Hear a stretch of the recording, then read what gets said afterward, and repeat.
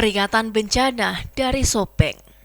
Sopeng berduka lagi setelah akhir Oktober lalu, keganasan angin puting beliung menerjang dan merontokkan ratusan rumah warga. Pada awal Desember ini, kembali mendapat musibah. Waduk Ompo di Kelurahan Ompo, Kecamatan Lalabata, Kabupaten Sopeng, kemarin meluap. Warga yang tak bisa melakukan apa-apa hanya pasrah menyaksikan dua buah rumah bersama isinya rontok di bawah jembatan karena terseret derasnya arus banjir. Bencana banjir juga melanda Kecamatan Gandra dan Dondri-Dondri. Fenomena alam yang terjadi di Sopeng itu menjadi peringatan bagi kita semua di seantero negeri, khususnya di Sulsel, untuk bersiaga menghadapi cuaca ekstrim beberapa waktu mendatang. Akhir tahun serta awal tahun merupakan siklus bencana tahunan hidrometeorologi. Variannya antara lain berupa banjir, tanah longsor, angin kencang puting beliung, kekeringan, dan gelombang tinggi.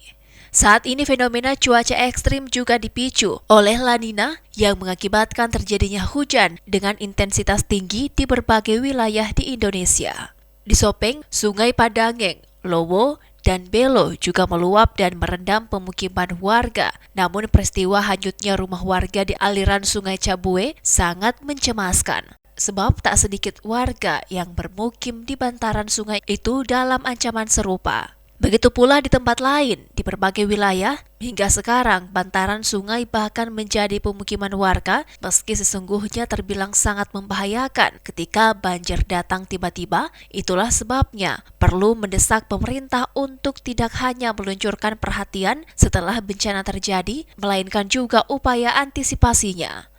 Sebagai negeri dengan 1001 ancaman bencana, pemerintah Indonesia seharusnya sudah memetakan lebih akurat langkah antisipasinya. Pada ranah inilah mitigasi bencana diperlukan agar risiko dan dampak bencana terhadap masyarakat di kawasan rawan bencana dapat dikurangi. Peta akurat itu antara lain meliputi ketersediaan informasi dan peta kawasan rawan bencana untuk tiap kategori bencana pada setiap wilayah. Juga sosialisasi agar masyarakat teredukasi menghadapi bencana dan penataan kawasan bencana agar ancaman atau dampaknya bisa dikurangi. Relasi manusia dan alam senantiasa harmoni, hubungan sebab akibatnya pun demikian. Jika manusia merusak alam, maka akan terjadi sebaliknya. Alam akan memorak-porandakan kehidupan manusia. Sekaranglah saatnya untuk kembali memeriksa perilaku dan kebijakan kita terhadap alam. Boleh jadi selama ini kita telah memperlakukannya secara salah. Berhati-hatilah terhadap eksplorasi tanpa batas dengan modus investasi, sebab boleh jadi kita telah berinvestasi untuk mengorbankan jiwa, harta benda, dan masa depan anak cucu kita.